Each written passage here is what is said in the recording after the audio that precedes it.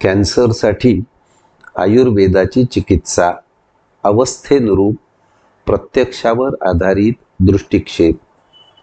कॅन्सरचे रुग्ण वैद्यांकडे कोणत्या अवस्थेत येतात यावरच त्यांच्या उपचाराची यशस्वीता खऱ्या अर्थाने अवलंबून असते. आपण क्रमाने त्यांच्या अवस्था आणि त्यातून मला आलेले अनुभव असे बघू. 1. शेवटच्या अवस्थेतील रुग्ण. असे रुग्ण सामान्यतः काही दिवस किंवा काही आठवडे असं आयुष्यमान असलेले असतात. सर्वसामान्यपणे लोक याच अवस्थेत वैद्यांकडे येतात, म्हणून मी याच अवस्थेपासून सुरुवात करू इच्छितो. ही खरं तर अतिशय गंभीर अशी अवस्था असते. आधुनिक वैद्यकातले सर्व उपचार करून झालेले असतात आणि असं निश्चित असतं की आधुनिक वैद्यकात याच्या पलीकडे करण्यासारखे असे काही उपचार नाहीत. रुग्ण आणि त्याचे नातेवाईक अतिशय निराशजनक अवस्थेमध्ये असतात, विषादाने ग्रस्त असतात. जेव्हा त्याला असं कुणाकडून तरी कळतं की काही प्रमाणात का होईना पण कुठल्या तरी रुग्णाच्या बाबतीत काही यश प्राप्त झालेलं आहे, तेव्हा त्याला एक आशेचा किरण दिसतो. मग ते अशा वैद्यांकडे धाव घेतात. अशा अतिशय गंभीर अवस्थेमध्ये सुद्धा उत्तम यशस्वीता प्राप्त करता येऊ शकते. अनेक वर्षे रुग्ण रोगविरहित, रोगसहित अवस्थेमध्ये चांगला राहू शकतो. परंतु एक लक्षात घेणं आवश्यक आहे की हे सर्वच रुग्णांच्या बाबतीत घडतं असं नाही. आपण सुरुवातीला फक्त जीवनमान सुधारणं आणि जीवन सुसह्य होणं एवढंच उद्दिष्ट ठेवून काम करू शकतो. खरंच रुग्णाला बरं वाटू लागलं आणि त्याच्यात सुधारणा दिसू लागली तर त्याला पूर्ण बरा करण्याच्या दृष्टीने काय करता येईल असा पुढचा विचार करू शकतो. पण सुरुवातीलाच रुग्ण पूर्ण बरा होईल असे सांगणे योग्य नाही. असं न सांगण्यामुळे प्रश्न निर्माण होतात, कारण बहुधा लोक पूर्ण बरं होण्याच्या उद्देशानेच आलेले असतात. त्यांना जेव्हा असं सांगितलं जातं की आपण आता जीवन सुसह्य करण्यासाठी आणि लांबविण्यासाठी प्रयत्न करूया, केस हाताबाहेर आहे आणि त्याच्यामुळे सुरुवातीला एवढंच उद्दिष्ट ठेवून काम करता येईल. जेव्हा ते अशी कल्पना करतात की ठीक आहे, ह्या व्यक्तीकडे विशेष काही करण्यासारखं नाही, तेव्हा आपण दुसरी कोणी व्यक्ती या प्रकाराने बरे करतो असे म्हणते आहे का, असे बघूया. मग ते अशा व्यक्तीच्या शोधामध्ये बाहेर पडतात आणि चांगल्या वैद्याची किंवा संस्थेची चिकित्सा नाकारतात. इथे एक लक्षात घेण्यासारखे आहे की त्यांची फसगत होण्याची शक्यता खूप असते. बरं करतो असे म्हणणारे लोक वास्तविक त्याला काही बरे करू शकत नाहीत. तोपर्यंत खूप पैसेही गेलेले असतात. रोगी पुढच्या अवस्थेत जाऊन पोहोचलेला असतो. आपली फसवणूक झाली, पहिला वैद्य म्हणत होता तेच योग्य होतं, त्याच्या म्हणण्याप्रमाणे करायला हवं होतं, असं रुग्णाला व नातेवाईकांना वाटत राहतं. परंतु तोपर्यंत खूप उशीर झालेला असतो. पहिल्या वैद्याकडे जाऊनही उपयोग नसतो. आमच्या शेजारचंच एक उदाहरण आहे. गुरुपौर्णिमेच्या निमित्ताने माझं कोल्हटकर प्रतिष्ठानमध्येच व्याख्यान होतं.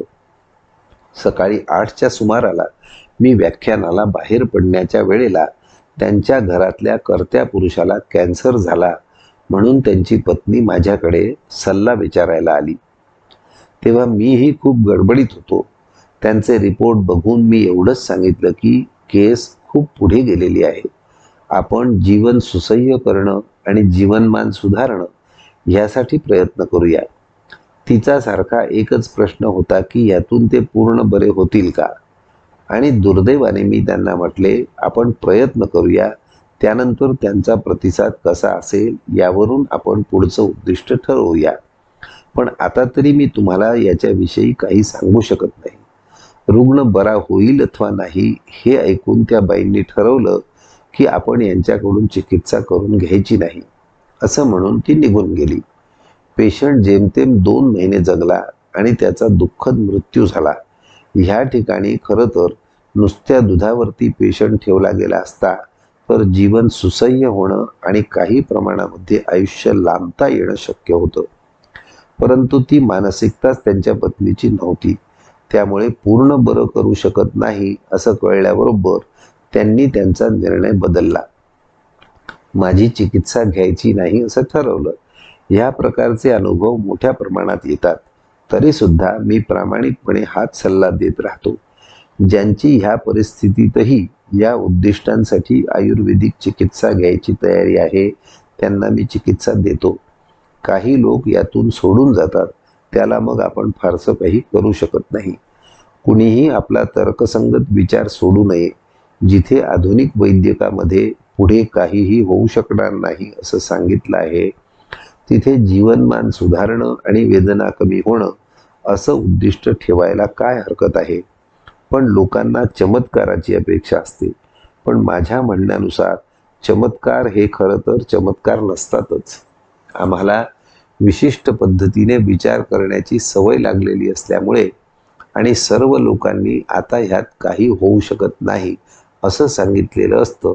त्यामुळे जेव्हा रुग्णांमध्ये आयुर्वेदामुळे उत्तम प्रकारची यशस्वीता प्राप्त होते तेव्हा तो आम्हाला चमत्कार वाटू लागतो. शास्त्रीय दृष्टिकोनातून विचार केला तर हा काही चमत्कार नाही. हा एकंदर आयुर्वेदाच्या तर्कसंगत विचारसरणीचा प्रभाव आहे. म्हणून या शेवटच्या अवस्थेमध्ये जीवन सुसह्य होणं, जीवनमान काही प्रमाणात वाढवणं हे उद्दिष्ट ठेवून पुढे काम करणे जास्त योग्य. सुधारणा होऊ लागली तर आपण आपली उद्दिष्ट थोडी बदलू शकतो आणि रुग्ण पूर्ण बरा व्हावा यासाठी प्रयत्न करू शकतो. असं जरी घडलं नाही तरी मूळ उद्दिष्ट आपलं लक्षात घेऊन जी काही 4-6 महिने गेली ती चांगले गेले ह्यात समाधान मानणे जास्त गरजेचे आहे. यासाठी सुद्धा आयुर्वेदाचा प्रचार प्रसार होणं गरजेचं आहे. पुष्कळ वेळेला या स्वरूपाची माहितीच दिसत नसल्यामुळे रुग्ण वेदना दुःख भोगत राहतो. नातेवाईक मित्रांना ते बघवतही नाही. पण अशा परिस्थितीमध्ये निदान जीवन सुसह्य व्हावं यासाठी प्रयत्न करणं गरजेचं आहे. एक हकीकत येथे सांगण्यासारखी आहे. अन्ननलिका व आमाशय यांच्या मध्याशी असलेला कॅन्सर, त्याचा फुफ्फुसामध्ये, डाव्या हाताच्या हाडांमध्ये आणि उजव्या मांडीमध्ये प्रसार झालेला. अशी एक रुग्णा माझ्या दवाखान्यात आली. वय साधारण 50 ते 55 वर्षे होते. रुग्णा वेदनेने कळवळत होती आणि ओक्साबोक्शी रडत होती. तिला चादरीत घालून दवाखान्यामध्ये उचलून आणले होते. तपासल्यानंतर पोटामध्ये मलाच्या गाठी हाताला लागत होत्या. 4-5 दिवस रुग्णा काही खाऊ शकत नव्हती. पोट साफ होण्याचा काही सवालच नव्हता. एकंदर रुग्णेची परिस्थिती बघितल्यानंतर दवाखान्यात नुसती चिकित्सा करण्यासारखी नव्हती. तिला प्रवेशित करायला पाहिजे असे जाणून तिला आयुर्वेदीय रुग्णालयात प्रवेशित होण्याचा सल्ला दिला आणि बस्ती चिकित्सा सुरू केली. जसजशा मलाच्या गाठी निघायला लागल्या तसतशा वेदना कमी झाल्या. आठवड्याने रुग्णा बऱ्यापैकी प्राकृत स्थितीला आली. मग मात्र तिने आपल्या घरी जाण्याची इच्छा व्यक्त केली. तेव्हा निदान अशा अवस्थेमध्ये वेदना जरी कमी करता आल्या तरी सुद्धा त्याच्यात खूप मोठं उद्दिष्ट साध्य होतं. रुग्णाला वेदना सहन करणं व नातेवाईकांना ते बघणं दोन्ही तितकंच त्रासदायक. म्हणून वेदना हे कॅन्सरमधलं प्रधान लक्षण आहे. त्याच्यामुळेच कॅन्सरची एवढी दहशत निर्माण झाली. योग्य विचारांनी आपल्याला त्याच्याविषयी काही प्रमाणात मार्ग काढता येतो असे आहे. एक दुसरा अनुभव सांगण्यासारखा आहे. साधारण 31 वर्षांचा तरुण आमाशयाच्या कॅन्सरच्या चिकित्सेसाठी म्हणून माझ्याकडे आला. त्याचं वास्तविक निदान अल्सर असं केलं गेलं होतं. त्याला आम्लपित्ताची लक्षणं होती. पोट दुखायचे, जळजळ व्हायची, उलटी व्हायची. त्याच्यासाठी अल्सर असं निदान करून शस्त्रकर्मासाठी रुग्णाला नेण्यात आलं. पोट उघडल्यावर सर्जनच्या असं लक्षात आलं की हा कॅन्सर आहे. म्हणून आमाशयाचा जवळपास 3/4 भाग काढून टाकण्यात आला. भोवतालच्या 10 लिम्फ नोड्सची बायोप्सी करण्यात आली. त्यातल्या 6 मध्ये कॅन्सरचा प्रसार झालेला होता. सर्जनने बाहेर येऊन रुग्णाच्या नातेवाईकांना सांगितले की हा कॅन्सर होता आणि माझ्याकडून जेवढं शक्य होईल तेवढं काम मी केलं. जेवढा आजारग्रस्त भाग काढता येईल तेवढा काढून टाकला, परंतु रुग्णाचं आयुष्य 2 महिन्यापेक्षा जास्त नाही. रुग्णाला मात्र त्यांनी असं सांगितलं की तुझं शस्त्रकर्म यशस्वी झालेलं आहे, आता तू काहीही खाल्लं प्यायलं तरी चालेल. याचा दुहेरी परिणाम असा झाला की रुग्णाचे सर्व नातेवाईक अतिशय चिंतेत होते. त्याला वाचविण्यासाठी काय करावे या विचारात होते. दुसऱ्या बाजूला रुग्ण मात्र आपण बरे झाल्याच्या आनंदात होता. जेव्हा त्याला माझ्याकडे चिकित्सेसाठी आणला गेला तेव्हा त्याची प्रतिक्रिया अशी होती की मी आता पूर्ण बरा झालो आहे, आता कशाला चिकित्सा घ्यायची. किंबहुना त्याचं असंही मत झालं की पैसे उकळण्यासाठी म्हणून मी त्याला चिकित्सा सुरू करतो आहे. रुग्णाला स्वतःला कॅन्सर आहे असं कळलं तर तो निराशेच्या गर्तेत जाईल असे वाटून नातेवाईकांनी सुद्धा ती गोष्ट रुग्णापासून दडवून ठेवली. मुळापासून आजार बरा व्हावा म्हणून आपण आयुर्वेदाची चिकित्सा घ्यायची आहे असं सांगितलं. मी या रुग्णाला केवळ दुधावरती ठेवलं. त्याला 2, 2.5, 3 लिटरपर्यंत दूध जायला लागलं. त्याची ताकद परत सुधारली. तो परत कामावर जाऊ लागला. तो कुठल्या तरी कंपनीत कामगार म्हणून होता. त्याला हा आजार झालेला होता. 2 छोटी मुलं होती. सायकलवरून कामावर जायचा, परंतु चिकित्सेने त्याला खूप चांगलं बरं वाटू लागलं. 6 महिन्यापर्यंत कुठलीच अडचण उद्भवली नाही. त्याला डॉक्टरने सांगितलेली 2 महिन्यांची मर्यादा त्याने केव्हाच ओलांडली होती. 6 महिन्यानंतर मात्र पुन्हा उलट्या सुरू झाल्या, परंतु वेदना मात्र नव्हत्या. त्यामुळे मला शंका आली होती ती ॲधेझियन्सची, म्हणजे पोटाचे शस्त्रकर्म झाल्यावर बऱ्याच वेळेला अवयव एकमेकांना चिकटतात आणि मग त्यामुळे काही त्रास सुरू होतो. म्हणून मी त्याला परत पहिल्या सर्जनकडे पाठवलं. माझी शंका योग्य ठरली आणि पुन्हा एकदा शस्त्रकर्म करून ॲधेझियन्स सोडविण्यात आली. पुन्हा रोगाचा उद्भव मात्र झालेला नव्हता. तेव्हा मात्र रुग्णाला कॅन्सर असल्याची कल्पना देण्यात आली. आश्चर्याची गोष्ट अशी की रुग्ण स्वतःहून माझ्याकडे आला आणि म्हणाला की मला माहिती आहे की मला कॅन्सर आहे आणि तुम्ही त्यासाठी मला उपचार देत आहात. मला जगायचंय, जेवढं जगता येईल तेवढं जगायचंय. त्यासाठी तुम्ही म्हणाल ते करायला मी तयार आहे. यानंतरही सुमारे 18 महिने तो जगला. कदाचित त्याला कॅन्सर आहे असं समजलंच नसतं तर तो अजूनही जास्त काळ जगू शकला असता. पण तरीही वयाच्या 30व्या वर्षी 2 लहान मुलं असताना मला जगायचंय अशी जिद्द त्याने मला बोलून दाखविली होती. तो निराशेच्या गर्तेत गेला आहे असं काही झालं नाही. अशा प्रकारचा सकारात्मक दृष्टिकोन जर ठेवला गेला तर चांगलं आयुष्य मिळू शकतं. कदाचित आम्ही त्याला पूर्ण बरं करण्याच्या दृष्टीने असे प्रयत्न करू शकलो असतो. आणखीन एक रुग्ण खूपच पुढच्या अवस्थेमध्ये चिकित्सेकरिता आला. रुग्ण रुबी हॉलमध्ये ICU मध्ये बेशुद्ध अवस्थेत होता. ऑक्सिजन आणि सलाईन अशा गोष्टी सुरू होत्या. मूळचा कॅन्सर कुठला होता हे माहिती नव्हतं, पण फुफ्फुस आणि यकृतामध्ये कॅन्सरचा प्रसार झालेला होता. बिलिरुबिन 32 होतं. रुग्ण बेशुद्ध अवस्थेमध्ये असल्यामुळे डॉक्टरांनी सांगून टाकलं होतं की रुग्ण फक्त काही तासांचा सोबती आहे. आपण फक्त वाट बघूया.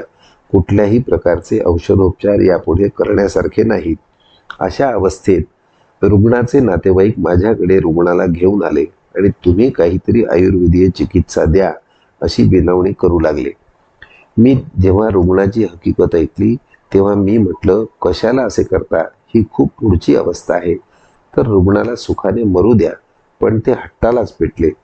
त्यांचं म्हणणं असं होतं की ठीक आहे, मृत्यू अटळ आहे तर तो येईलच, पण आम्ही प्रयत्न केले नाही असं व्हायला नको.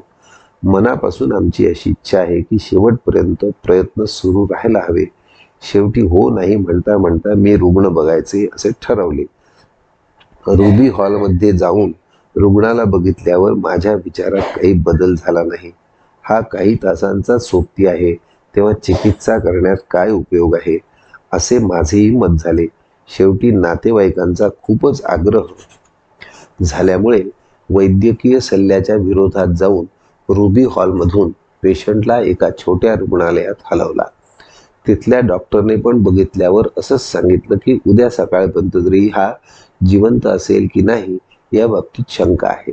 जर हा जिवंत असेल तर मी तुम्हाला निरोप पाठवतो आणि तरच तुम्ही याच्या चिकित्सेसाठी येण्याचे कष्ट घ्या. तेव्हा मी म्हटलं, मला याची पूर्ण कल्पना आहे, तरी आपण नातेवाईक म्हणत आहेत म्हणून याची चिकित्सा सुरू करू. सुदैवाने रुग्ण जरी बेशुद्ध असला तरी त्याला गिळता येत होतं, म्हणून तोंडावाटे त्याला औषध देणं सुरू केलं. साळीच्या लाह्या उकळून त्याचं पाणी चमचा चमचा देणं सुरू केलं. हळूहळू आम्ही 1.5 लिटर पर्यंत असं पाणी पाजू शकलो. हे पाणी पोटामध्ये गेल्यामुळे सलाईनची गरज लागली नाही, म्हणून सलाईन बंद केले. रुग्ण दुसऱ्या दिवशीपर्यंत जिवंत होता. रुग्णाला आम्ही ICU मधून एका खाजगी खोलीमध्ये फक्त हलवलं होतं. सलाईन बंद झाल्यानंतर फुफ्फुसावर येणारं दडपण कमी झालं आणि श्वास घ्यायला होणारा त्रास कमी झाला. परिणामी आम्ही ऑक्सिजन सिलेंडरही बंद केला. मग मलाही थोडासा हुरूप आला. मी काही जोरदार चिकित्सा करायची असा निर्णय घेतला. त्यांना त्रिफळा आणि बाहवा यांचा काढा करून पाजला. हा काढा घेतल्यानंतर रुग्णाला 5-6 जुलाब झाले आणि अर्धवट बेशुद्धीची अवस्था प्राप्त झाली. या अवस्थेमध्ये रुग्णाने काही नातेवाईकांना ओळखलं. तो त्यांच्याशी संबद्ध अशा स्वरूपाचे बोलला. नातेवाईकांना खूप मोठं समाधान प्राप्त झालं. रुग्ण मूळ राजस्थानचा होता. अशा प्रकारची प्रगती होते आहे हे कळल्यानंतर त्याच्या नातेवाईकांचा लोंढाच रुग्णालयात दाखल झाला. बिलिरुबिन 32 वरून 20 पर्यंत खाली आलं. आम्हालाही असं वाटू लागलं की हा रुग्ण आता सुधारतो की काय, परंतु मृत्यूसूचक अशी काही लक्षणं त्याच्यामध्ये तरी सुद्धा होती. मी त्याच्या नातेवाईकांना एवढंच सांगितलं की रुग्णाचा काही अर्थाने का होईना प्रतिसाद मिळतो आहे, तर रुग्ण जिवंत असेपर्यंत आपण प्रयत्न करू. रुग्ण 6 दिवसपर्यंत जगला आणि शेवटी त्याचा मृत्यू झाला. या सगळ्यातून आम्हाला एक मोठा धडा मिळाला की अगदी असाध्य रुग्णामध्ये सुद्धा ICU मधून साध्या खोलीमध्ये रुग्ण ठेवून 6 दिवस जगला. नुसताच जगला असं नाही, तर बेशुद्धावस्थेतून अर्धबेशुद्ध अवस्थेत आला. नातेवाईकांना चांगल्या प्रकारे ओळखू शकला आणि काही प्रमाणात त्यांच्याशी बोलू शकला. ही त्याच्या जीवनामध्ये मिळालेली जी अनुभूती होती ती अवर्णनीय होती. आम्ही सुद्धा अशा प्रकारच्या परिणामाची अपेक्षा ठेवलेली नव्हती. जोपर्यंत शरीरामध्ये प्राण आहेत तोपर्यंत प्रयत्न करत राहिले पाहिजे. या प्रकारचा धडा या रुग्णावरून नक्की मिळाला. सगळ्या ठिकाणी अशा प्रकारचे यश प्राप्त होईल असे निश्चित नाही. काही वेळेला रुग्ण खरोखरच दुसाध्य असा राहतो. तरी देखील या रुग्णाच्या नातेवाईकांप्रमाणे जर शेवटपर्यंत समजून उमजून असे आम्ही प्रयत्न केले तर कदाचित काही चमत्कार घडू शकेल असे म्हणायला ह्या अनुभवावरून जागा आहे. 2. रोग वाढत जाणारी अवस्था. ही काही अंतिम अवस्था नाही, परंतु अंतिम अवस्थेच्या पूर्वीची अवस्था आहे. यामध्ये रोग दिवसेंदिवस बळावत असतो आणि डॉक्टर असे सांगतात की आता फार निराशाजनक परिस्थिती आहे. आता आधुनिक वैद्यकात करता येण्यासारखे असे काहीही नाही. किंबहुना केमोथेरपी, रेडिएशन सारखे उपचार जरी करायचे असतील तर ते पॅलिएटिव्ह म्हणजे फार कमी काळ त्याने बरे वाटेल. किंवा जेव्हा शरीरामध्ये निरनिराळ्या ठिकाणी कॅन्सरचा प्रसार होत राहतो, रोग बळावत आहे, अशा परिस्थितीमध्ये काही रुग्ण आयुर्वेदाकडे वळतात. अशा अवस्थांमध्ये पुन्हा केमोथेरपी अथवा रेडिएशन द्यायचं अथवा नाही याविषयी शंका कुशंका आणि वादविवाद सुरू होतात. जेव्हा केमोथेरपी किंवा रेडिएशनने रोग बरा होणार नाही आणि त्याचं स्वरूप केवळ पॅलिएटिव्ह अशा स्वरूपाचंच असणार आहे, तेव्हा केमोथेरपी किंवा रेडिएशन न घेणं हाच शहाणपणाचा मार्ग आहे. या अवस्थेमध्ये कुठल्याही उपचाराचे फायदे किती, तोटे किती असा विचार करूनच ते उपचार करायचे अथवा नाही हे ठरवणे. जर फायदे अत्यल्प किंवा नाही आणि तोटे भरमसाठ अशा स्वरूपाचे असतील तर तो न देणं हेच शहाणपणाचं ठरतं. याचं महत्त्वाचं कारण असं की रुग्णाची जी अंतिम अवस्था असते ती अतिशय यातनामय असते. ती येऊ नये म्हणून तरी हे उपचार करायला पाहिजे असे सांगितले तरी ती अवस्था येतेच. किंबहुना ती जास्त लवकर येते आणि अधिक यातनामय असते, कारण केमोथेरपी किंवा रेडिएशनमुळे प्रतिकारक क्षमता अजून खालावते. त्यामुळे रोगाचा किंवा लक्षणांचा जोर अधिक वाढतो. अशा अवस्थेमध्ये आयुर्वेदाच्या सर्वांगीण चिकित्सेचा उपयोग करून किमान रुग्णांना वेदनेतून मुक्ती कशी देता येईल आणि उरलेलं आयुष्य चांगल्या प्रकारे कसं घालवता येईल असा विचार केला पाहिजे. या किंवा याच्या पुढच्या अवस्थेमध्ये मृत्यूला सामोरं जाण्याची तयारी रुग्ण आणि नातेवाईक या दोघांनीही करायला हवी. दुर्दैवाने आपल्याकडे मृत्यूविषयी बोलणे हे सुद्धा अशुभ अशा स्वरूपाचे मानले जाते. वास्तविक ते एक सत्य आहे आणि ते स्वीकारावेच लागते. याच्यासाठी मी एक स्वतंत्र प्रकरण लिहिलेलं आहे. पण ही मृत्यूची भीती किंवा तेव्हा होणाऱ्या यातनांची भीती मनात असल्यामुळे पॅलिएटिव्ह केमोथेरपी किंवा रेडिएशनचा पर्याय स्वीकारला जातो, जो अंतिमतः योग्य नाही असं कळतं. पण तोपर्यंत वेळ निघून गेलेली असते. मात्र आता अनेक रुग्ण असे भेटत आहेत की ज्यांनी त्यांच्या नातेवाईकांच्या बाबतीमध्ये असे अनुभव घेतलेले आहेत. त्यामुळे मी काही वेळेला तरी केमोथेरपी किंवा रेडिएशन घेणार नाही अशी त्यांची धारणा असते. मग आधुनिक वैद्यकामध्ये साध्यावस्थेमध्ये असताना आणि केमोथेरपी किंवा रेडिएशनने रोग बरे होण्याची शक्यता असताना सुद्धा लोक ती टाळण्याचे प्रयत्न करतात. हा आधुनिक वैद्यकातील एकांगी दृष्टिकोनाचा परिणाम आहे. जेव्हा ह्या प्रकारच्या चिकित्सेला फारसा काही अर्थ नाही आणि त्याने रोग बरा होण्याचाही संभव नाही, तेव्हा खरं तर आयुर्वेद जास्त चांगली चिकित्सा देऊ शकतो. जीवन जास्त चांगलं सुसह्य होतं आणि जीवनमान वाढण्याची शक्यता राहते. ह्या बाबतीत आयुर्वेदाच्या सर्वांगीण चिकित्सेचाच अवलंब करावा असं खरं तर योग्य राहतं. विशेषतः यकृत, पॅनक्रियाज, स्तन, आमाशय, आतडी किंवा प्रोस्टेटच्या कॅन्सरमध्ये पृष्ठवंशामध्ये रोगाचा प्रसार होतो आणि त्यामुळे निरनिराळ्या प्रकारची लक्षणे आणि वेदना निर्माण होतात.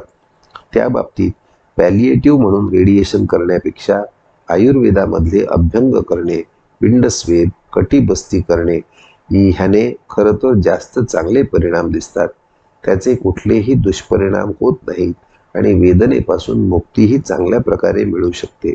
इथे रेडिएशनपेक्षा स्नेहन स्वेदनाचा उपयोग करणे हे जास्त संयुक्तिक असते. लोकांना याची कल्पना नसल्यामुळे लोक तसे तसे उपचार करत राहतात असे दिसते. मी इथे एक रुग्णाची हकीकत सांगू इच्छितो. कॅन्सरचा एक रुग्ण ज्याचे प्रोस्टेट मुळातच काढून टाकले आहे, वृषणही काढून टाकले आहे, त्यांच्यामध्ये अशाच प्रकारचा पृष्ठवंशामध्ये रोगाचा प्रसार झालेला होता. वेदनाही तीव्र अशा होत्या. डॉक्टरांनी असा सल्ला दिला की पॅलिएटिव्ह म्हणून केमोथेरपी द्यावी. मग आम्ही असा विचार केला की तो आपण नंतरचा उपाय म्हणून लक्षात घेऊ. पहिले आपण स्नेहन स्वेदन करू. रुग्ण 3-4 वेळेला पुन्हा पुन्हा त्या प्रकारच्या वेदनेच्या अवस्थेतून बाहेर आला. सुरुवातीला त्याला 9 महिने केवळ दुधावर ठेवलं होतं. एकंदर 5 वर्षे रुग्णाने ह्या प्रकाराने रोगाचा सामना केला. मग मात्र नातेवाईकांचा धीर सुटला. आपण हॉर्मोनल थेरपी तरी देऊया असं त्यांनी ठरवलं. प्रत्यक्ष डॉक्टरने हॉर्मोनल थेरपी देण्यापूर्वी केमोथेरपी दिली आणि त्याने परिस्थिती बिघडली. मग तीव्र वेदना सुरू झाल्यामुळे रेडिएशनचा सल्ला देण्यात आला. पेशंट माझ्या हातातून सुटला आणि रेडिएशन झालं आणि 2च महिन्यामध्ये रुग्णाचा मृत्यू ओढवला. तेव्हा अशा रुग्णामध्ये काय उद्दिष्ट आहे आणि ते साध्य करण्याचा योग्य मार्ग कोणता याचा विचार करून मगच चिकित्सेला हात घालावा. रोगविरहित अवस्था. आधुनिक वैद्यकांचे उपचार संपल्यानंतर अनेक रुग्ण रोगविरहित अवस्थेमध्ये सापडतात. ह्यामध्ये शस्त्रकर्म, केमोथेरपी, रेडिएशन या स्वरूपाचे उपचार झालेले असतात. सर्व प्रकारच्या तपासण्या या प्राकृत असतात, म्हणजे त्यात कुठेही रोगाचा मागमूस आढळत नाही. तरीही रोग पूर्ण बरा झाला आहे अथवा नाही याविषयी काही भाष्य करता येत नाही, कारण पेशी इतक्या आकाराने लहान आहेत की लाखो पेशी एकत्र आल्यावरच खऱ्या अर्थाने सोनोग्राफी किंवा स्कॅनला तुम्हाला रोगाचा पत्ता लागू शकतो. केवळ ही रोगविरहित मधली अवस्था आहे की रोग पूर्णपणे बरा झालेला आहे हे त्यावेळी कळतच नाही. म्हणून आधुनिक वैद्यकाकडे नियमितपणे 6 महिन्याने वर्षाने तपासण्या केल्या जातात. रोगविरहितच अवस्था चालू आहे ना, की परत कुठेतरी रोगाचा पुनरुद्भव होतो आहे हे बघितलं जातं. अशा प्रकारचा पुनरुद्भव सापडला किंवा दुसऱ्या ठिकाणी रोगाचा परत प्रसार झाला हे सापडलं तर पुन्हा शस्त्रकर्म, केमोथेरपी किंवा रेडिएशन या प्रकारची चिकित्सा सुरू होते. या वेळेला त्याची यशस्वीता खूपच कमी असते. सर्वसाधारणपणे खूपच कमी काळ याचा फायदा होऊन पुढे यातनामय मृत्यू होतो. कारणं काय घडली होती असं लक्षात घेणं आणि ती थांबवणं या प्रकारचे कोणतेच उपचार आधुनिक वैद्यकात सुचवले जात नाहीत. किंबहुना अशा अवस्थेमध्ये आयुर्वेदीय चिकित्सा घ्यावी का असं विचारलं तर त्याला ठाम नकारही मिळू शकतो. इथे एक रुग्ण सांगण्यासारखा आहे. मोठ्या आतड्यांचा कॅन्सर असणाऱ्या एका रुग्णावरती पुण्यातल्याच एका हॉस्पिटलमध्ये, जिथे मी आयुर्वेदीय तज्ज्ञ म्हणून काम करतो, त्याच रुग्णालयात शस्त्रकर्म झाले. त्याचे वय जेमतेम 30 वर्षांचे होते. त्यातला एक लहान मुलगा होता. शस्त्रकर्मानंतर त्याच्या बायकोने त्याला एक लहान मुलगा होता. शस्त्रकर्मानंतर त्याच्या बायकोने सर्जनला विचारले की आता आम्ही आयुर्वेदिक चिकित्सा घेऊ का? त्याने ठामपणे काहीही करायचं नाही असं सांगितले. सुमारे वर्षभरातच रोगाचा पुनरुद्भव झाला. रुग्णाला टाटा हॉस्पिटलला पाठविण्यात आलं. 11 लाख रुपये खर्च करून केमोथेरपी झाली. पुन्हा 6 महिन्याने रोगाचा उद्भव झाला. ते पुन्हा टाटा हॉस्पिटलला गेले. तेव्हा डॉक्टरांनी सांगितले की हे घडणारच होतं, कारण केमोथेरपी याला बरी करणारी नव्हतीच. रुग्ण आणि त्याच्या सर्व नातेवाईकांना हा खूप मोठा धक्का होता. रुग्ण चांगला सुशिक्षित होता आणि असं असताना तुम्ही केमोथेरपी दिलीतच का त्यावर डॉक्टरांनी हेच उत्तर दिलं की फक्त 2च पर्याय होते, एकतर शस्त्रकर्म नाहीतर केमोथेरपी. तुमचं शस्त्रकर्म अगोदर झालेलं होतं, त्यामुळे आपल्याकडे देण्यासारखी चिकित्सा ही फक्त केमोथेरपी होती, म्हणून आम्ही ती दिली. जरी आम्हाला माहिती असलं की त्याचा काही उपयोग नाही, तरी सुद्धा आमच्याकडे दिली जाऊ शकणारी तेवढीच एक चिकित्सा होती, म्हणून ती दिली. रुग्ण आणि त्याच्या नातेवाईकांचा अतिशय जळफळाट झाला. पण तोपर्यंत रुग्णाची परिस्थिती जास्त झपाट्याने बिघडू लागली होती. नातेवाईकांनी विचारलं की आता पुढे काय करायचं? त्यांनी सांगितलं की पुन्हा एकदा शस्त्रकर्म करता येतंय का असं बघा. रुग्ण परत पहिल्या रुग्णालयात दाखल झाला. जेव्हा पोट उघडण्यात आलं आणि पुन्हा शस्त्रकर्म करता येतंय का असं बघण्यात आलं, तेव्हा असं लक्षात आलं की रोग खूपच वाढलेला आहे. आतडी एकमेकांना चिकटलेली आहे. त्यामुळे इंटेस्टिनल ऑब्स्ट्रक्शन झालेलं आहे. काही करण्यासारखी अजिबात परिस्थिती नाही. शस्त्रकर्म करणं अजिबात शक्य नाही. हे झाल्यानंतर रुग्णाच्या बायकोने पुन्हा डॉक्टरांना विचारलं की आता तरी आम्ही आयुर्वेदिक उपचार करू का? त्याच्यावरती त्या डॉक्टरांनी करायला काही हरकत नाही, आता कुठल्याच चिकित्सेचा काहीच उपयोग होणार नाही असं निर्लज्जपणे सांगितलं. हे सांगत असताना सुद्धा आपलं ह्यात काहीतरी चुकलंय अशा प्रकारचा कोणताही भाव त्या डॉक्टरच्या मनात नव्हता. वास्तविक 2 वर्षांपूर्वीच या रुग्णाला काहीही करायचं नाही असं त्याच डॉक्टरांनी निक्षून सांगितलेलं होतं. रुग्णाच्या नातेवाईकांनी विचारल्यावर सुद्धा दुसरी कुठलीही चिकित्सा घ्यायची नाही असं सुचवण्यात आलं होतं. ती वास्तविक रोगविरहित अवस्था होती. त्यामध्ये रोग पुन्हा निर्माण होण्याची शक्यता असते असं सगळ्यांना माहिती आहे. रोग पुन्हा होऊ नये म्हणून ॲलोपॅथीमध्ये त्याचं काहीही तत्वज्ञान नाही. पण दुसऱ्या कुठल्या तरी शास्त्रामध्ये असं काहीतरी झालं तर आपलं श्रेय हिरावलं जाईल अशा संकल्पनेने किंवा आयुर्वेदामध्ये काय होतं हे माहिती म्हणून काही करायचं नाही असा निर्णय दिला जाऊ शकतो. माझी सगळ्यांना अशी कळकळीची विनंती आहे किंवा आयुर्वेदामध्ये काय होतं हे माहिती नाही म्हणून काहीही करायचं नाही असा निर्णय दिला जाऊ शकतो. माझी सगळ्यांना अशी कळकळीची विनंती आहे की डोळे उघडे ठेवून इतर रुग्णांमध्ये काय होतंय असं बघा. सर्वस्वी अशा निर्णयासाठी डॉक्टरांवरती अवलंबून राहू नका.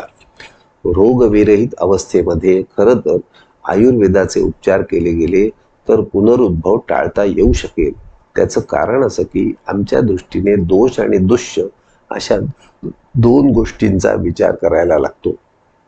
रोगविरहित अवस्थेमध्ये पंचकर्माच्या द्वारे शरीरातील दोषांची शुद्धी करून घेणं आणि रसायन चिकित्सेने धातूंना बल प्राप्त करून देण्यात आलं तर रोगाच्या पुनरुद्भवाची शक्यता खूपच कमी होते.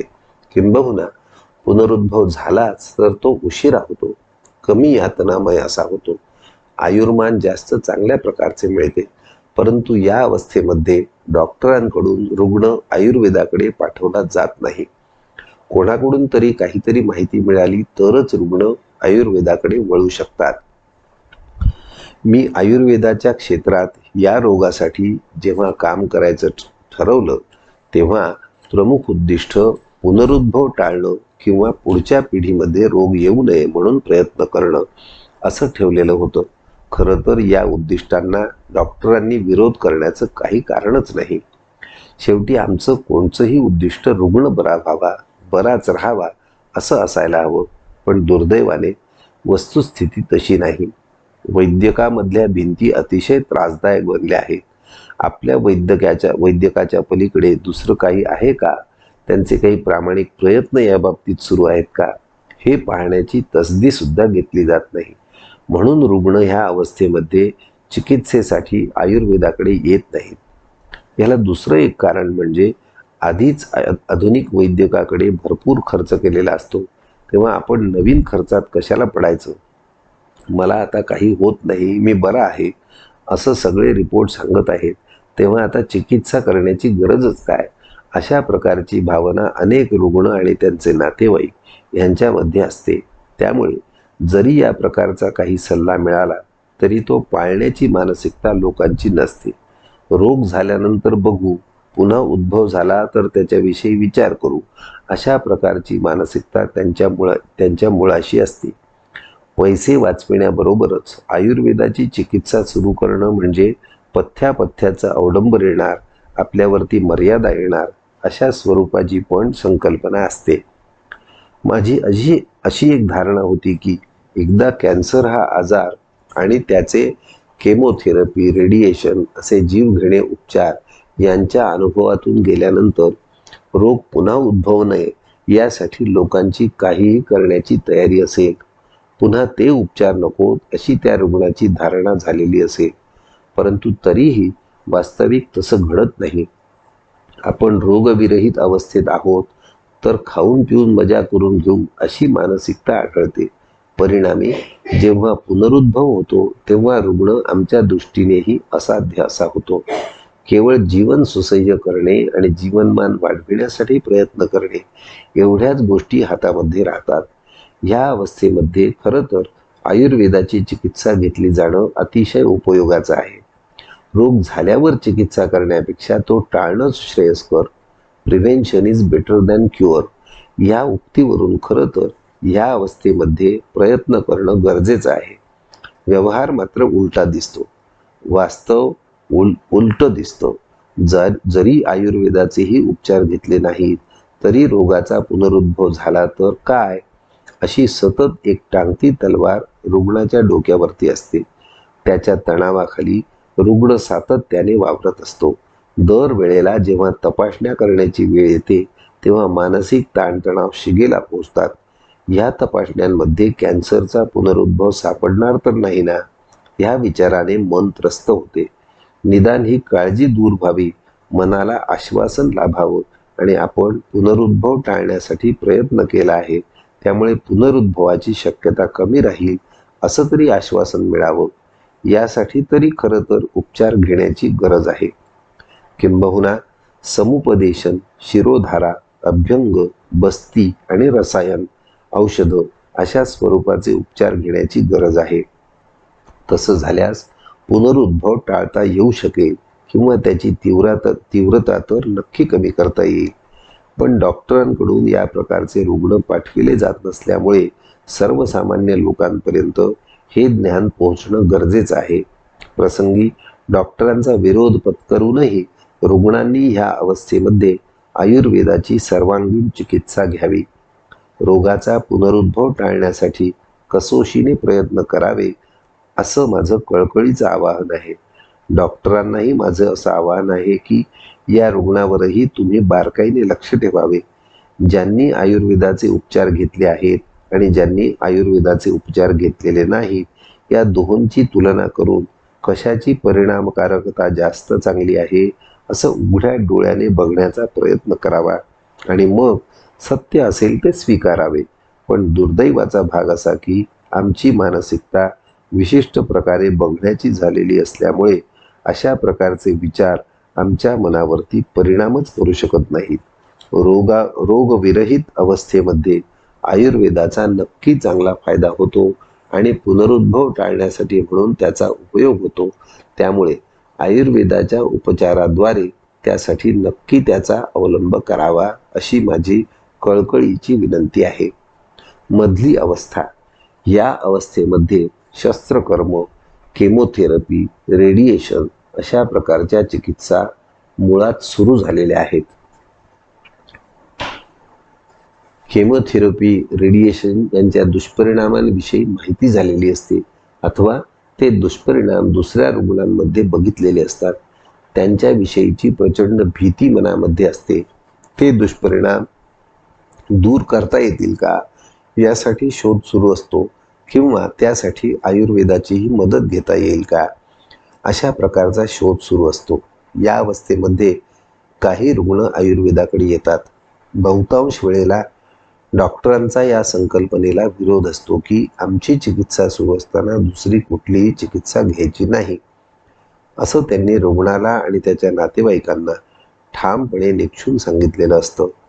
दुष्परिणाम कितीही झाले तरी चालतील, किंबहुना प्रतिकार क्षमता कमी झाल्यामुळे केमोथेरपी देण्यामध्ये उशीर होत गेला, योग्य वेळेत सायकल्स पूर्ण झाल्या नाहीत तरी चालतील, पण दुसरं काही करायचं नाही असं रुग्णाला सांगितलं जातं. वास्तविक या अवस्थेमध्ये आयुर्वेद खूप चांगली मदत करू शकतो.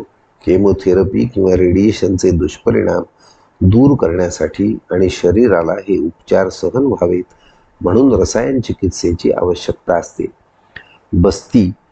बस्तीचा विशिष्ट प्रकार किंवा स्नेहपान आणि औषध यांच्या माध्यमातून या स्वरूपाची चिकित्सा घेतल्यास केमोथेरपीचे दुष्परिणाम मोठ्या प्रमाणात कमी होऊ शकतात आणि केमोथेरपी सुसह्य होते. मात्र केमोथेरपीच्या जोडीनेच हे उपचार घेणं आणि ते संपल्यानंतरही ते चालू ठेवणं अपेक्षित असतं. खरं तर या बाबतीतली आयुर्वेदाची यशस्वीता खूपच चांगली आहे. केवळ काही डॉक्टरांच्या विरोधामुळे ह्या संकल्पनेचा प्रसार होऊ शकत नाही. त्यातलं एक म्हणणं असं की अशा प्रकारच्या उपचाराने आमच्या उपचारांची परिणामकारकता कमी होते. जरी त्याने जीवनमान सुसह्य होतं असं दिसलं तरी आपली परिणामकारकता कमी होऊ नये म्हणून आयुर्वेद घेऊ नका असे रुग्णाला सांगितले जाते.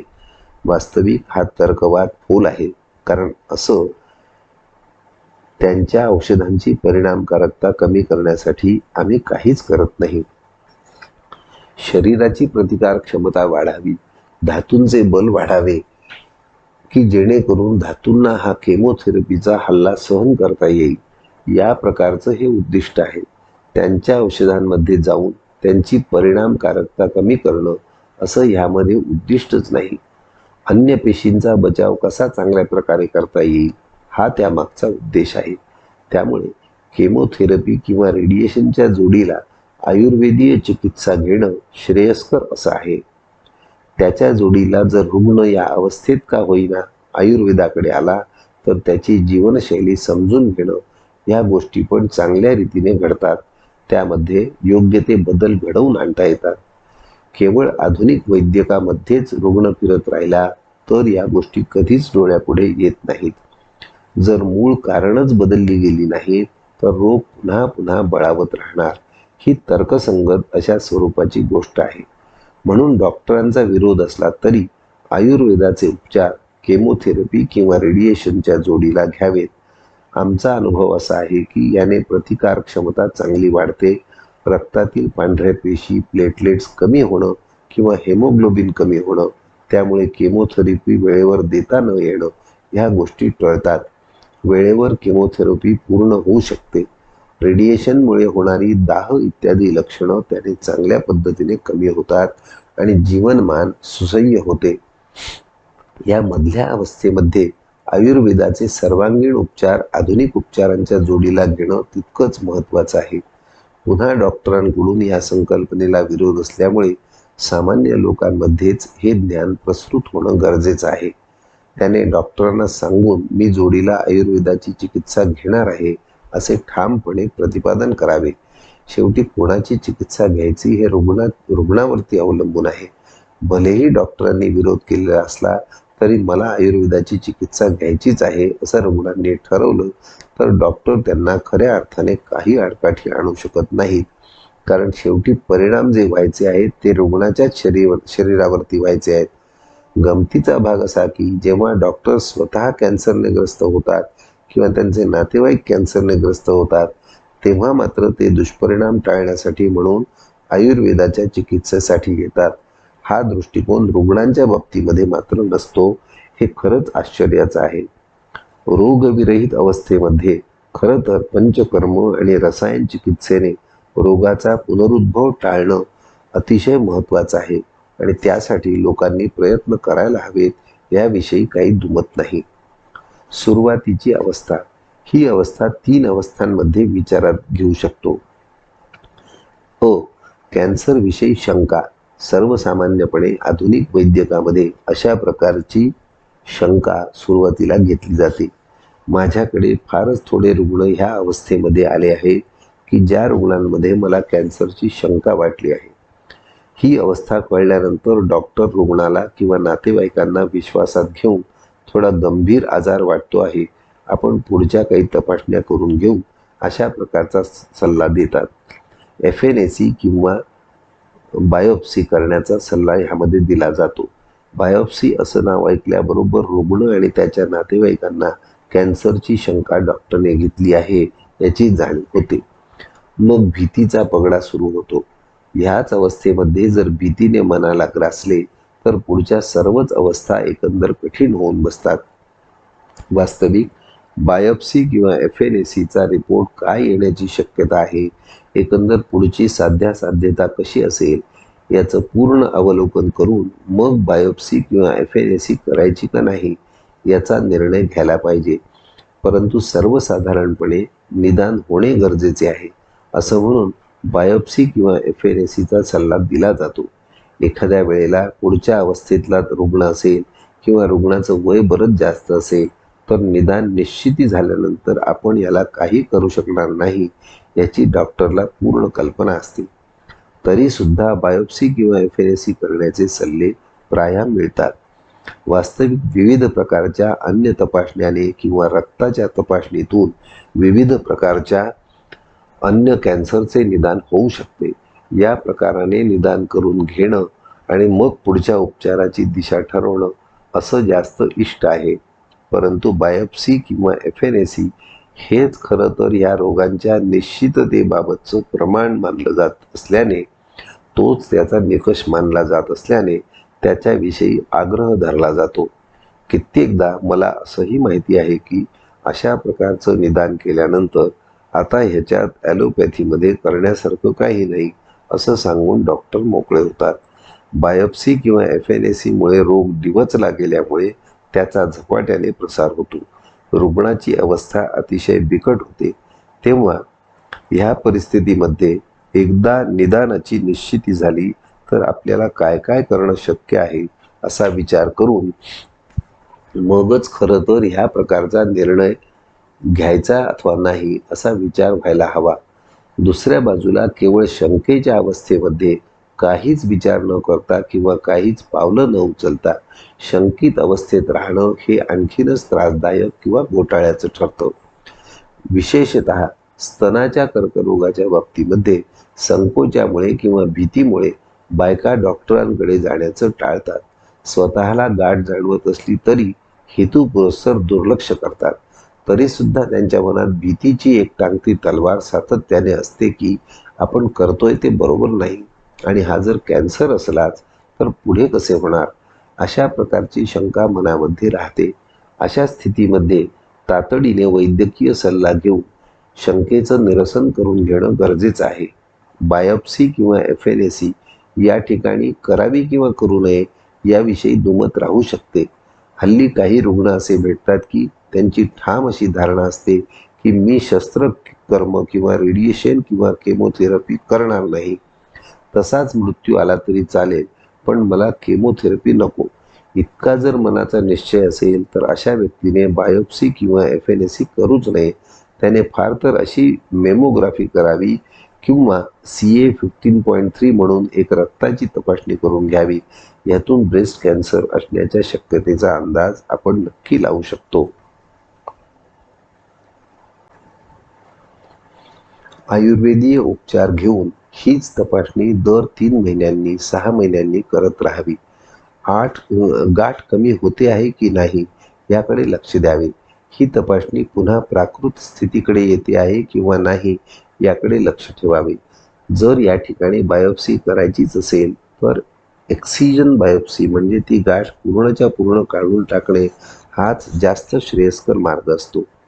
थोडासा तुकडा काढण्याने आपण रोगाला डिवचतो आणि त्याच्यानंतर शस्त्रकर्म करणं खरं तर आवश्यक राहतं.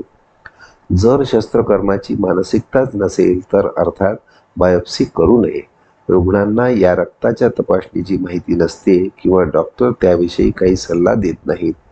बायोप्सी किंवा FNAC किंवा ते झाल्यानंतर ऑपरेशन करू असा सल्ला ते देतात. इथे माझी रुग्णांना अशी कळकळीची विनंती आहे की त्यांनी आपल्याला पुढे जाऊन शस्त्रकर्म, केमोथेरपी किंवा रेडिएशन करायचं आहे किंवा नाही ह्याचा आधीच विचार करावा. तसं करायचं नसेल तर बायोप्सी किंवा FNAC नक्की टाळावी. अन्य तपासण्यांच्या पद्धतीने निदान करण्याचा प्रयत्न करावा. भले त्यातून कॅन्सरच्या विषयी निश्चित राहत नाही, पण रोग बरा होण्यासाठी त्याचा निश्चितपणे उपयोग होतो. पण शंकातूर अवस्थेमध्ये मात्र राहू नये. किमान इतर मार्गाने निदान करण्याचा प्रयत्न करावा. तज्ज्ञ वैद्यांचा सल्ला घ्यावा. सुरुवातीच्या संशयाच्या अवस्थेमध्ये जर योग्य मार्गदर्शन मिळालं तर पुढच्या बऱ्याच वाईट गोष्टी टळू शकतात. जीवनमान चांगल्यापैकी सुसह्य राखता येतं. कॅन्सरसह चांगल्या प्रकारे जगता येऊ शकतं. ही खून गाठ मनाशी बांधावी.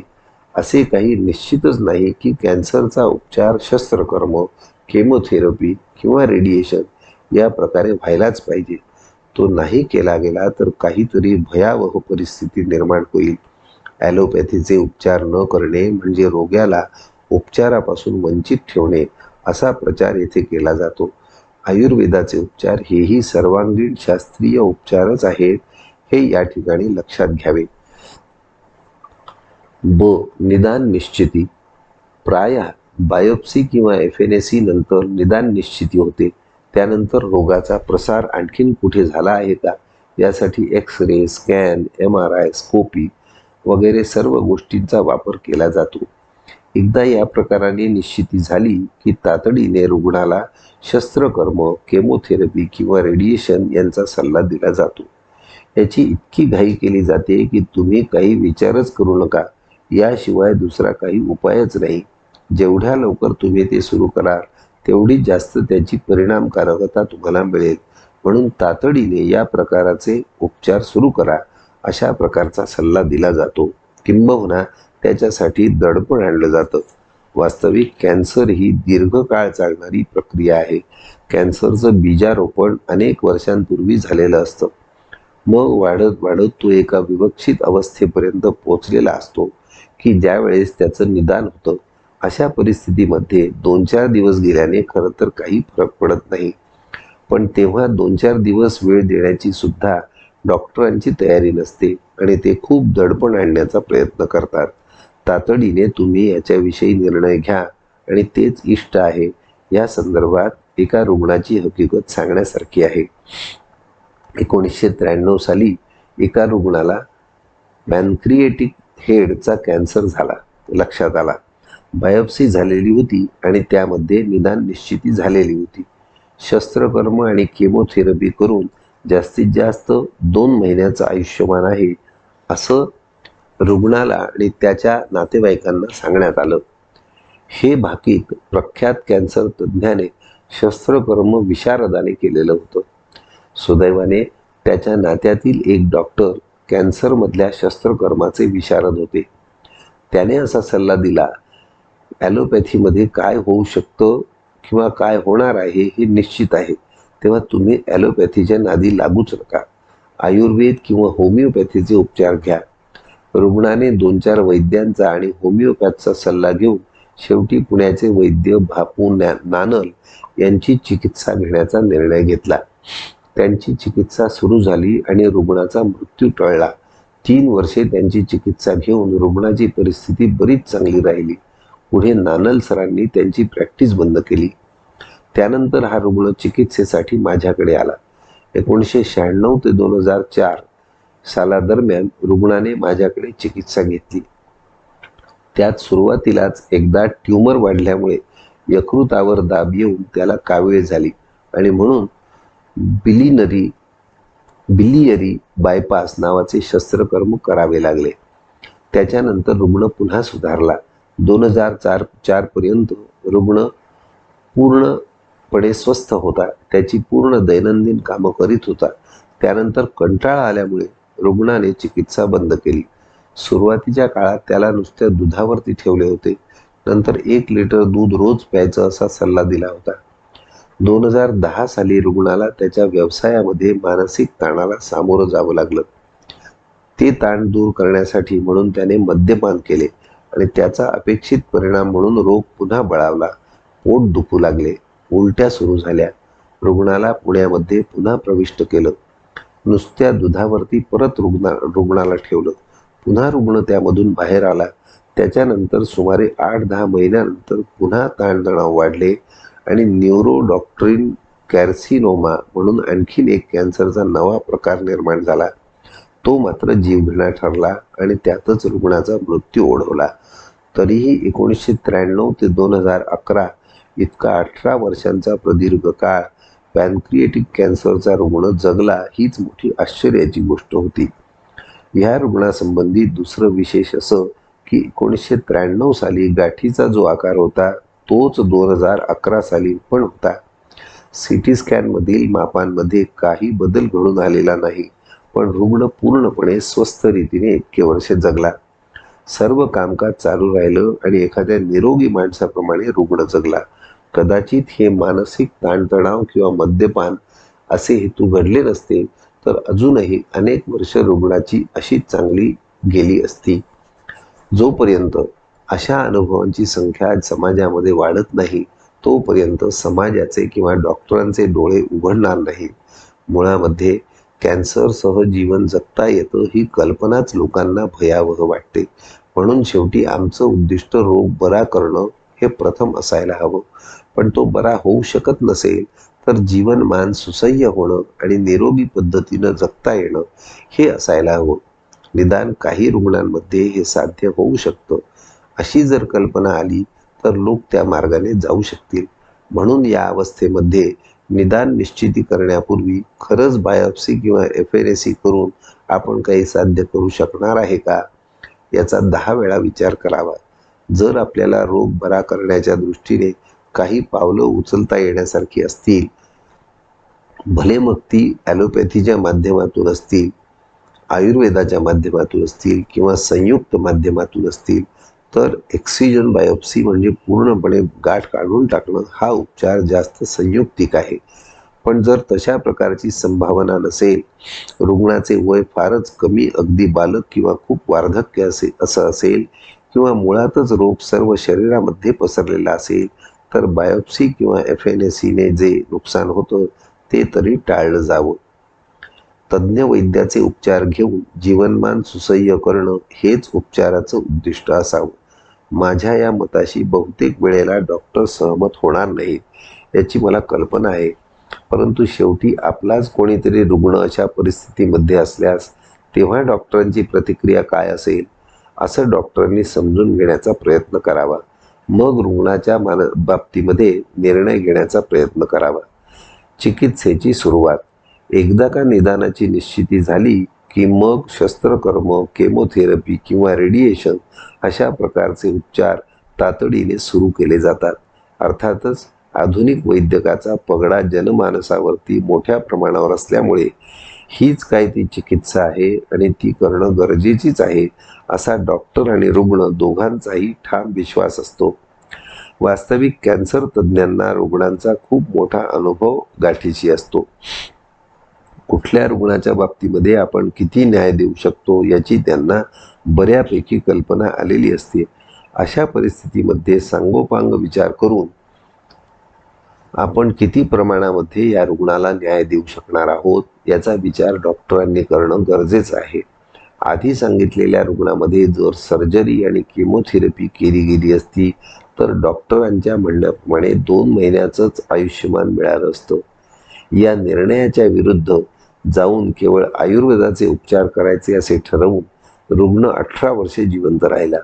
चांगले जीवन जगला ही गोष्ट अन्यथा शक्यच नव्हती.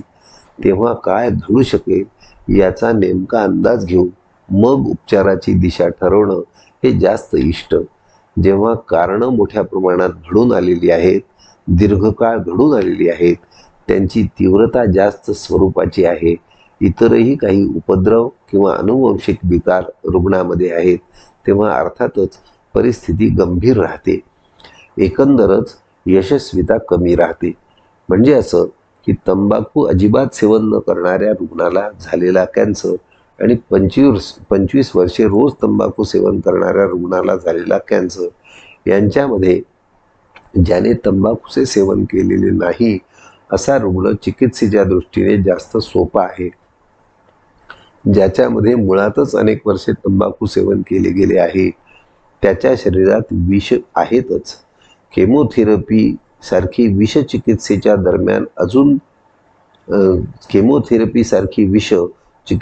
दरम्यान अजून दिल्याने ती परिस्थिती सुधारणार की बिघडणार याचा आपणच सर्वांनी सूज्ञ विचार करायला हवा. तात्पुरता जरी विषारी औषधांचा बरा परिणाम दिसला किंवा रोग कमी झाला असं दिसलं तरी ते अंतिमतः पहिलं विष अधिक दुसरं विष हे मिळून अधिक घातक होतं. रुग्णाला यातनामय मृत्यू येतो. अशा प्रकारची जिथं कारणं असतील, जी दीर्घकाळ आणि मोठ्या प्रमाणात असतील, तिथे यशस्वीता खूपच कमी असते. तिथे रोगाचा पुनरुद्भव वारंवार होतच राहतो.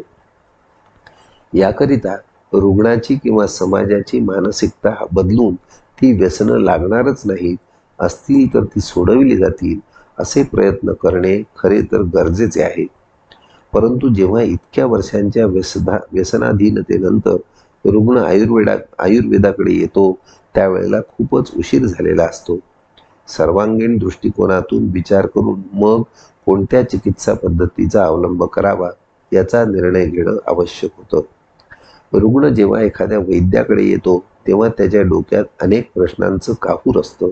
तो अनेक प्रश्न वैद्याला विचारून सतावून सोडतो. पण हाच रुग्ण डॉक्टरांपुढे पूर्णपणे मूग घेऊन गप्प बसतो. तो म्हणेल ती चिकित्सा करून घेण्यास तयार असतो. ह्या परिस्थितीमध्ये खरं तर सुरुवातीपासूनच समन्वित दृष्टिकोन ठेवला गेला पाहिजे. ॲलोपॅथीच्या दृष्टीने काय साध्य आहे, किती प्रमाणात यश मिळण्याची शक्यता आहे, जोडीला आयुर्वेदाची चिकित्सा दिली गेली तर काय होण्याची शक्यता आहे याचा विचार सुरुवातीपासून झाला तर त्यात समाजाचं भलं आहे. परंतु इथे प्रत्येक शास्त्राचे आणि त्याच्या डॉक्टरांचे अभिनिवेश आडवे येतात. माझा रुग्ण मी दुसऱ्यांकडे सल्ल्यासाठी कशाला पाठवू अशा विचारांमुळे त्या पॅथीप्रमाणे किंवा त्या डॉक्टरांच्या मताप्रमाणे उपचार सुरू होतात. फार उशिराच्या अवस्थेमध्ये ॲलोपॅथीचे उपचार संपल्यानंतरच रुग्ण आयुर्वेदाकडे चिकित्सेकरिता येतात. ही परिस्थिती जर बदलली, ॲलोपॅथीच्या डॉक्टरांना आयुर्वेदाचा त्यातला शास्त्रीय दृष्टिकोन खऱ्या अर्थाने कळला तर समन्वित उपचाराने रुग्णाचे जास्त भले होणार आहे. जीवनशैली सुधारणं, आहार विहाराच्या बाबतीत बदल घडवून आणणं, मानसिकता बदलवणं, व्यसनांपासून मुक्ती आणि व्यसनांचे दुष्परिणाम कमी करण्यासाठी प्रयत्न करणं, रसायन चिकित्सा देणं अशा प्रकारच्या गोष्टी समन्वित उपचाराने करता येतात. यात रुग्णाचे आणि संपूर्ण समाजाचेच भले होईल. दुर्दैवाने नजीकच्या भविष्य काळामध्ये अशा काही गोष्टी घडतील असं वाटत नाही. अर्थात मी निराशावादी नाही. या अर्थाने प्रयत्न करत राहणे आणि जेव्हा रुग्णाचा कॅन्सर किंवा अन्य रुग्णाच्या बाबतीतला आयुर्वेदाचा अनुभव वाढेल तेव्हा समाजाचा याकडे बघण्याचा दृष्टिकोन बदलेल. डॉक्टरांचाही आयुर्वेदाकडे बघण्याचा दृष्टिकोन बदलेल याच्याविषयी मला खात्री आहे. याकरता तज्ज्ञ वैद्यांचीच खरं तर गरज आहे. त्याकरिता मूळ ग्रंथाचं अध्ययन वाढावं, त्याला प्रत्यक्ष अनुभवाची जोड मिळावी म्हणून गुरुकुल पद्धतीच्या अध्ययनाला आम्ही परत आरंभ केला आहे. BA-MS विद्यार्थ्यांना हाताशी धरून मूळ ग्रंथाचं अध्ययन आणि त्याला प्रत्यक्ष अनुभवाची जोड असे केवळ महाराष्ट्राच्या पातळीवर नव्हे तर देशाच्या पातळीवर किंबहुना आंतरराष्ट्रीय पातळीवर करण्याचे आमचे प्रयत्न चालू आहेत. माझी सर्व रुग्णांना अशी कळकळीची विनंती आहे की कॅन्सरची शंका घेतल्या गेल्यापासून ते निदान निश्चिती झाल्यानंतर किंवा चिकित्सा सुरू करायची असताना केवळ डॉक्टरांच्या सल्ल्यावर अवलंबून न राहता तज्ज्ञ वैद्यांचा सल्ला घेऊन आणि सर्व शक्यतांचा विचार करून मगच उपचारास सुरुवात करावी. हा जास्त शहाणपणाचा मार्ग आहे.